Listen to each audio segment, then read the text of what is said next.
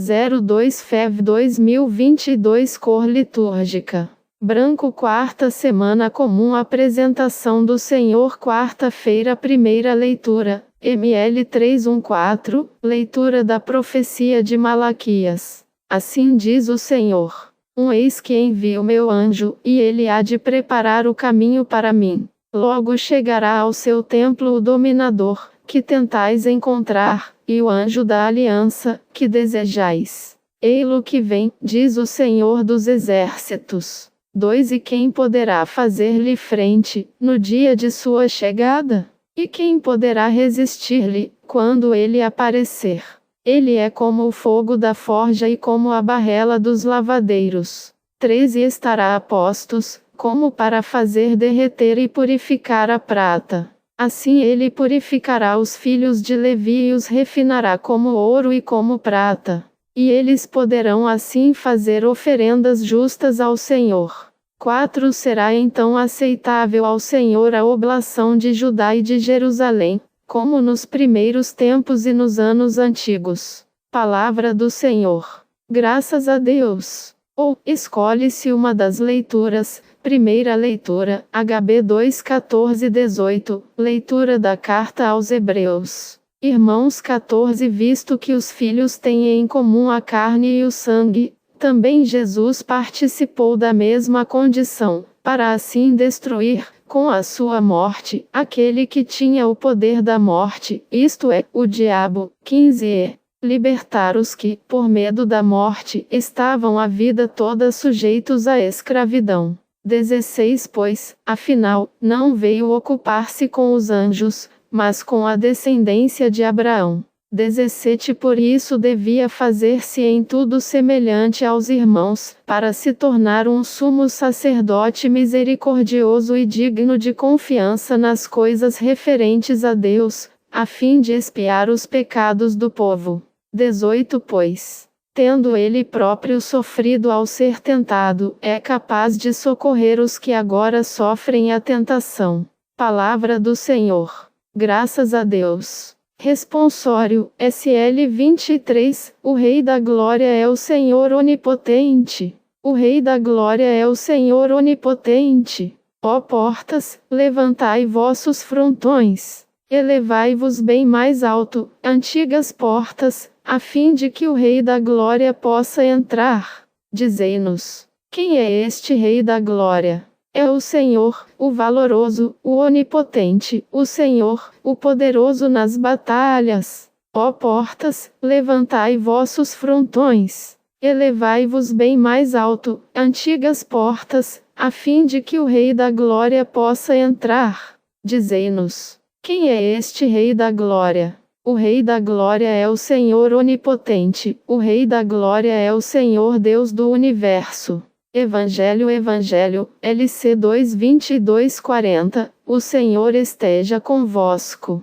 Ele está no meio de nós. Proclamação do Evangelho de Jesus Cristo segundo Lucas. Glória a vós, Senhor. 22 Quando se completaram os dias para a purificação da mãe e do filho, conforme a lei de Moisés, Maria e José levaram Jesus a Jerusalém, a fim de apresentá-lo ao Senhor. 23 Conforme está escrito na lei do Senhor, todo primogênito do sexo masculino deve ser consagrado ao Senhor. 24 Foram também oferecer o sacrifício, um par de rolas ou 2 pombinhos, como está ordenado na lei do Senhor. 25 Em Jerusalém, havia um homem chamado Simeão, o qual era justo e piedoso, e esperava a consolação do povo de Israel. O Espírito Santo estava com ele. 26 E lhe havia anunciado que não morreria antes de ver o Messias que vem do Senhor. 27 Movido pelo Espírito, Simeão veio ao templo. Quando os pais trouxeram o menino Jesus para cumprir o que a lei ordenava, 28 Simeão tomou o menino nos braços e bendisse a Deus. 29 Agora, Senhor, conforme a tua promessa, podes deixar teu servo partir em paz, 30 Porque meus olhos viram a tua salvação. 31 Que preparaste diante de todos os povos. 32 Luz para iluminar as nações e glória do teu povo Israel. 33 O pai e a mãe de Jesus estavam admirados com o que diziam a respeito dele. 34 Simeão os abençoou e disse a Maria, a mãe de Jesus: este menino vai ser causa tanto de queda como de reerguimento para muitos em Israel. Ele será um sinal de contradição. 35 Assim serão revelados os pensamentos de muitos corações. Quanto a ti, uma espada te traspassará a alma. 36 Havia também uma profetisa, chamada Ana, filha de Fanuel, da tribo de Azer. Era de idade muito avançada. Quando jovem, tinha sido casada e vivera 7 anos com o marido. 37 Depois ficara viúva, e agora já estava com 84 anos. Não saía do templo, dia e noite servindo a Deus com jejuns e orações. 38 Ana chegou nesse momento e pôs-se a louvar a Deus e a falar do menino a todos os que esperavam a libertação de Jerusalém. 39 Depois de cumprirem tudo, conforme a lei do Senhor, voltaram a Galileia, para Nazaré, sua cidade. 40 O menino crescia e tornava-se forte, cheio de sabedoria. E a graça de Deus estava com ele. Palavra da salvação. Glória a vós, Senhor. Ou, escolhe-se um dos evangelhos, Evangelho, LC 2:22-32, o Senhor esteja convosco. Ele está no meio de nós. Proclamação do Evangelho de Jesus Cristo segundo Lucas. Glória a vós, Senhor. 22 Quando se completaram os dias para a purificação da mãe e do filho, conforme a lei de Moisés, Maria e José levaram Jesus a Jerusalém, a fim de apresentá-lo ao Senhor. 23 Conforme está escrito na lei do Senhor, todo primogênito do sexo masculino deve ser consagrado ao Senhor. 24 Foram também oferecer o sacrifício, um par de rolas ou 2 pombinhos, como está ordenado na lei do Senhor. 25 Em Jerusalém, havia um homem chamado Simeão, o qual era justo e piedoso, e esperava a consolação do povo de Israel. O Espírito Santo estava com ele. 26 E lhe havia anunciado que não morreria antes de ver o Messias que vem do Senhor. 27 Movido pelo Espírito, Simeão veio ao templo. Quando os pais trouxeram o menino Jesus para cumprir o que a lei ordenava, 28 Simeão tomou o menino nos braços e bendisse a Deus. 29 Agora, Senhor, conforme a tua promessa, podes deixar teu servo partir em paz. 30 Porque meus olhos viram a tua salvação. 31 Que preparaste diante de todos os povos. 32 Luz para iluminar as nações e glória do teu povo Israel. Palavra da salvação. Glória a vós, Senhor. Homilha diária. Assuma-se como um filho consagrado ao Senhor. 2 de fevereiro de 2022. A primeira ida de Jesus a Jerusalém acontece no episódio de hoje. Celebramos com toda a igreja a festa da apresentação do Senhor no templo. Jesus vai, pela primeira vez, a Jerusalém como prefiguração da sua ida definitiva, quando ele será imolado, quando ele será sacrifício, quando ele será a vítima e o altar. Da mesma forma como o Filho de Deus, hoje, é apresentado no templo, um dia, ele também será apresentado como vítima de expiação pelos nossos pecados. Os pais de Jesus, Maria e José, são pessoas tementes a Deus. Eles têm a preocupação com a dimensão espiritual daquela criança.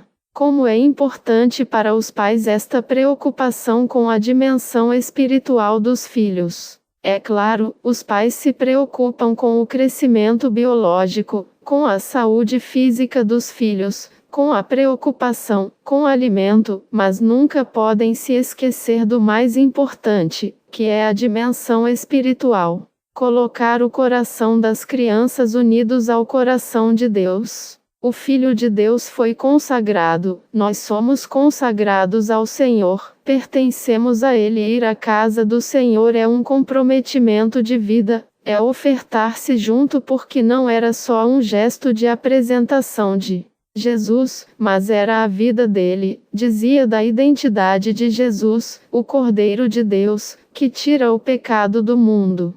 Foram à casa do Senhor a fim de apresentá-lo. Jesus será colocado diante da face de Deus para descobrir a sua própria face de filho, o eleito, o amado, o Cordeiro de Deus que nós descobrimos na sua entrega de vida. Aquela criança era consagrada ao Senhor. O sacrifício do primogênito era para lembrar que todos nós pertencemos a Deus. Era um gesto dos judeus para fazer lembrar essa pertença a Deus. Do primeiro filho até o último, todos pertencem a Deus. Reconhecer também a plena liberdade do homem, do primogênito e de todos os outros que se seguem, porque eles são iguais ao primogênito.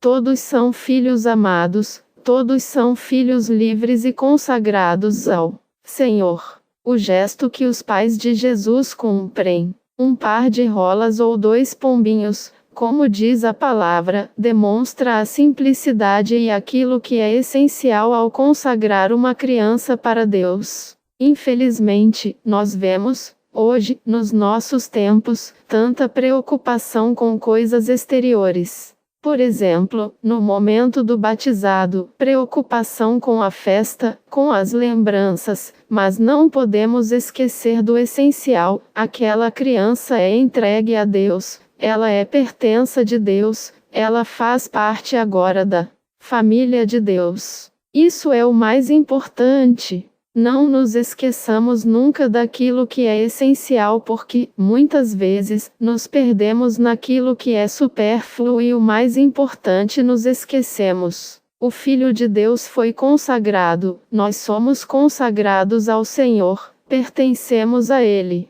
A nossa vida está nas suas mãos. Sobre todos vós, a bênção do Deus Todo-Poderoso, Pai, Filho e Espírito Santo. Amém. Padre Donizete Ferreira, sacerdote da comunidade Canção Nova. 02 Fevereiro. São Cornélio de Ser. Referência bíblica. Partes da vida de São Cornélio de Cesareia são registradas nos Atos dos Apóstolos, no capítulo 10. Havia em Cesareia um homem por nome Cornélio, centurião da corte e religioso. Ele e todos de sua casa eram tementes a Deus. Dava muitas esmolas ao povo e orava constantemente. Atos 10:1-2. Particularidade: Cornélio de Cesareia era centurião, que quer dizer o responsável por parte da infantaria do exército romano, dando ordens que deveriam ser imediatamente obedecidas. Cornélio, junto com a sua família e seus amigos, foi assim o primeiro dos não-judeus incircuncisos a tornar-se cristão.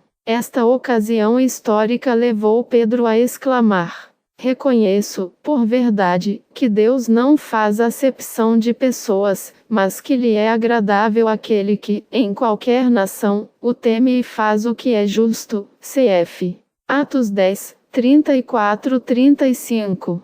Um evangelizador Deus o visitou por meio de um anjo, que lhe indicou São Pedro. Por isso, uma das imagens artísticas que retrata o santo é a do seu diálogo com um anjo.